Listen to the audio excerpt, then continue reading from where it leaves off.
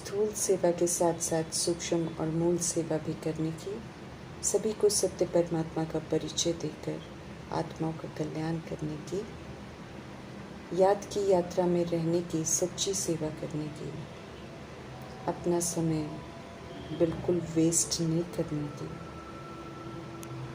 Sensible बन सभी कमी कमज़ोरियों से खुद को मुक्त करने की, सशक्त बनाने वाले परमपिता परमात्मा की हम आत्माओं के लिए आज की मुरली से शिक्षा है। शारीरिक बीमारियां तो कर्मों का हिसाब किताब है जो आनी ही है, लेकिन संगम युग का सुहाना समय उन बीमारियों के चिंतन में न बीत जाए, क्योंकि शरीर की व्याधियां चिंतन से ज़्यादा बढ़ जाएंगी। समय है प्रभु चिंतन में रहने का, ज्ञान चिंतन करने का, स्वचिंतन और शुभ चिंतन करने का। समय है शुभ चिंतक बनने का। तो ये अनमोल समय कल्प में एक ही बार आता है, जिसे गंवाना नहीं है। शरीर की व्याधि तो आनी है, लेकिन नॉलेज मिली है कि अपनी ही बनाई हुई है। इसे जितना शांति से चित्तू करेंगे उतना अच्छा है। और प्रभु चिंतन, ज्ञान चिंतन, स्वचिंतन में करेंगे तो व्याधि अनुभव भी नहीं होगी। अपना भी लाभ तो अन्य आत्माओं का भी लाभ होगा और वायुमंडल भी शुद्ध समर्थ बना रहेगा। व्याधि में हिलना अर्थात डरना, हाय हाय करना अर्थात व्याधि को बढ़ा देना, अपनी श्रेष्ठ स्थिति से हिल जाना, साक्षी दृष्टा त्रिकालदर्शी नॉलेजफुल होकर व्याधियों को पार करना है, सेवा पर रहना है। श्रेष्ठ स्थिति से हिल जाना तो हमें बंधन युक्त बना देता है। हमें तो बीमारियों के चिंतन से मुक्त रहकर स्वचिंतन अर्थात स्वयं को कमी कमजोरियों से मुक्त कर श्रेष्ठ बनाने के अनादि आदि विशेषताओं को धारण करने का चिंतन करना है। ज्ञान का चिंतन करते रहना है, शुभ चिंतक का पाठ बजाना है। ये विधि है सहज ही सारे हिसाब किताब चुकतो करने की और व्याधियों को पार करने की। समझ देते हैं वरदाता परमपिता परमात्मा कि प्रकृति का चिंतन अर्थात शरीर का चिंतन ज़्यादा करने से वो चिंता का रूप बन जाता है। हमें तो पुराने बंधनों से मुक्त होना है। चिंता करने से नया बंधन और बन जाता है। अभी कर्म बंधन नहीं बनाने हैं, बल्कि हमें कर्मातीत बनना है। सभी तरह के बंधन से मुक्त होने को ही कर्मातीत स्थिति कहा जाता है।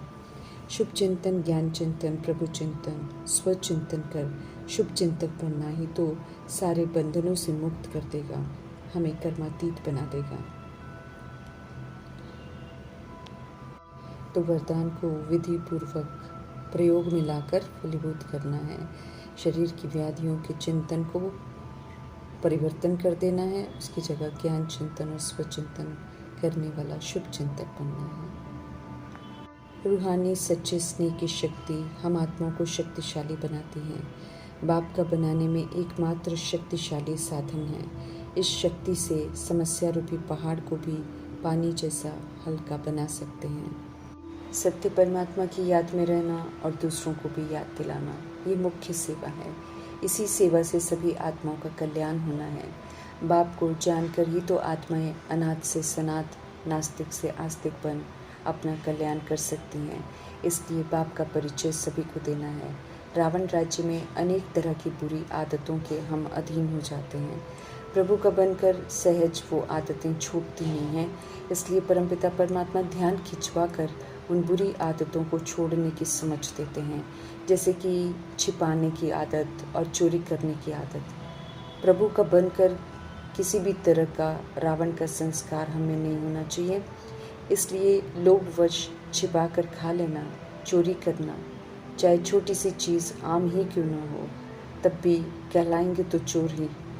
परमपिता परमात्मा दाता के बच्चे और चोरी करें तो शोभता नहीं है, बहुत खराब आदतें हैं। ऐसी आदतों से बचने के लिए प्रजापिता ब्रह्मा समान ट्रस्टी बनने की समझ दे रहे हैं। प्रभु जी जैसे सब कुछ प्रभु की अमानत समझकर उन्होंने यूज़ किया, ऐसे ही हमें भी ट्रस्टी बनकर रहना है। बिना पूछे कोई चीज़ को हाथ नहीं लगाना है। छिपाना और चोरी करना जैसी बुराइयों को बिल्कुल छोड़ देना है। अगर बुरी आदतें छूटती नहीं हैं तो फिर मीठे परमात्मा को सच सच सुना देना है और वे हमें बुराइयों को जीतने का बल ज़रूर देंगे। हमें याद रखना है कि हम सब ईश्वरीय परिवार के हैं। आत्म अभिमानी होकर हमको रहना है। निराकार परमपिता परमात्मा से हम शरीर में विराजमान निराकार आत्माओं को समझ मिलती है कि अपने को आत्मा समझ पाप को याद करो तो हमारे सारे पाप कट जाएंगे। स्वदर्शन चक्र फिराओ तो इस नॉलेज से अहंकार समाप्त हो। अनादि आदि विशेषताएं धारण कर औरों की सेवा कर, उनका संबंध भी प्रभु से जोड़ सकेंगे। सुप्रीम टीचर परमपिता परमात्मा की हम आत्माओं पर नज़र है, इसलिए वे देखते हैं कि हम सब स्थूल सूक्ष्म मूल सेवा कर रहे हैं या नहीं। सभी को बाप का परिचय देते हैं या नहीं। औरों को समझाते हैं कि बाप कहते हैं कि मुझे याद करो तो जन्म जन्मांतर के पाप मिट जाएंगे। कहाँ तक इस सेवा में हम सब रहते हैं। याद की यात्रा की रेस कर रहे हैं, टाइम वेस्ट तो नहीं करते हैं, परिचय देकर कल्याण करते हैं। ये मूल बातें हैं जिसको प्रभु रोज़ देखते हैं, क्योंकि सब इस समय अनाथ हैं, ऑर्फन हैं। बेहद के बाप को कोई नहीं जानता है। समय है मुक्ति, जीवन मुक्ति का वर्षा लेने का, स्वर्ग का राज्य भाग्य लेने का, प्रभु को जानने का। तो बुद्धि में प्रभु की समझानी रखनी है और फिर उसी विधि से सभी सोल्स की सेवा करनी है। खान पान शुद्ध पवित्र चाहिए। 16 कला संपूर्ण सर्वगुणों से संपन्न संपूर्ण निर्विकारी बनना है। एम ऑब्जेक्ट को बुद्धि में रख कर ऐसा बनना है। प्रभु का फरमान है पवित्र बनो। माया के तूफानों में हमें हाथ नहीं खानी है। बाप टीचर सतगुरु की श्रेष्ठ मत पर चलना है, लायक बनना है। याद रखना है हमें कि मीठे परमात्मा हम आत्माओं को साथ ले जाने के लिए आए हुए हैं। अपने पुरुषार्थ के प्रमाण देखना है कि हमारा क्या मर्तबा होगा, हम कितनी रूहानी सेवा करते हैं, अर्थात कितनी रूहों को जगाते हैं। हम सब क्या कर रहे हैं, हमें खुद को देखना है। देह अभिमान में आते हुए देखते हैं प्रभु, इसलिए घड़ी घड़ी मीठे बाबा हम आत्मा को समझ देते हैं कि भाई अपने को आत्मा समझो और देह अभिमान को छोड़ दो। हमें चेक करना है कि हम खुद को आत्मा कितना समय समझते हैं। हमें पक्का करना है कि हम सब आत्मा हैं और निरंतर समझने तक हमें पहुंचना है और बाप की याद में रहना है, स्मृति स्वरूप बनना है। इससे ही हमारा बेड़ा पार होगा। पुरानी दुनिया से नई दुनिया में चले जाएंगे। समय थोड़ा है, इसलिए रूहानी सेवा पर विशेष ध्यान देना है। सभी को बाप का परिचय देना है। अविनाशी आत्मा पाठ बजाती है, उसे सुधारना है। विनाशी शरीर से ममत्व हटा देना है। विनाश के पहले प्रभु से हर बात की समझ मिलती है। देवताओं की नई दुनिया में जाने का पुरुषार्थ करना है। बेहद के बाप के हम सब लाडले बच्चे हैं, उन्हें बहुत प्यार से याद करना है। हमें कांटों से फूल बनकर फिर कांटों से फूल बनाने की सेवा भी करनी है। कोई भी आत्मा इस समय कोई भी रोल कर रही हो, चाहे गरीब हो, चाहे भीलनी हो, सभी को प्रभु का परिचय ज़रूर देना है। परिचय पाकर सब पाप कर्म करना छोड़ देंगे, नहीं तो पाप करते रहेंगे। ऊंचे ते ऊंचे भगवान को याद करना है। हम सभी आत्माएं उनके लाडले बच्चे हैं। अब हमें सिर्फ दैवी कर्म करने हैं।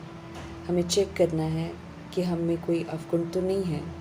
अगर है तो फिर प्रभु को सुनाकर दान दे देना है। फिर कोई अवज्ञा कभी नहीं करनी है। दान देकर वापस नहीं लेना है। अगर हम दान देकर वापस लेते हैं और कोई बुरा कर्म करते हैं तो फिर बहुत सज़ाएं खाएंगे।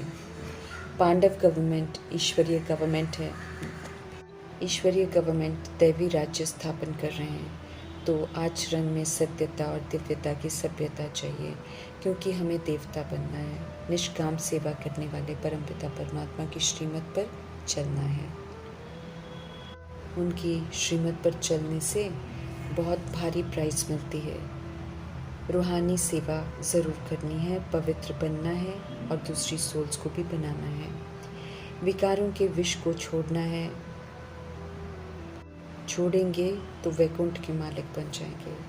वैकुंठ का मालिक बनना है तो फिर एक सत्य बाप को ही याद करना है। उनकी याद से ही फिर हम सही विधि से पुरुषार्थ करेंगे और आत्मा भी फिर क्वालिफाई करेगी।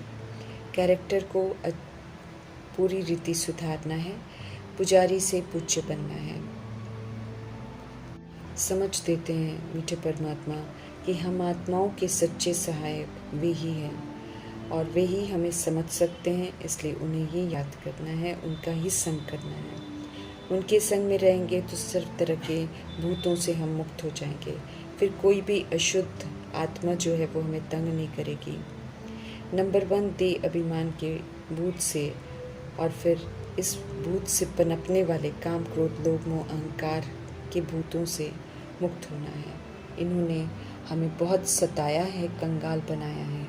अब इनके वश होकर कोई भी कर्म नहीं करना है। आसुरी रावण भूतों की दुनिया से सतयुग की दुनिया में जा रहे हैं। ये निरंतर हमें याद रखना है और श्रीमत पर एक्यूरेट चलना है। उल्टे कर्म अब हमें बिल्कुल नहीं करने हैं, अपना मर्तबा भ्रष्ट नहीं करना है। रियलिटी और रॉयल्टी की सभ्यता सिखाने वाले सत्य शिव परम पिता परमात्मा का धन्यवाद करते हुए ओम शांति।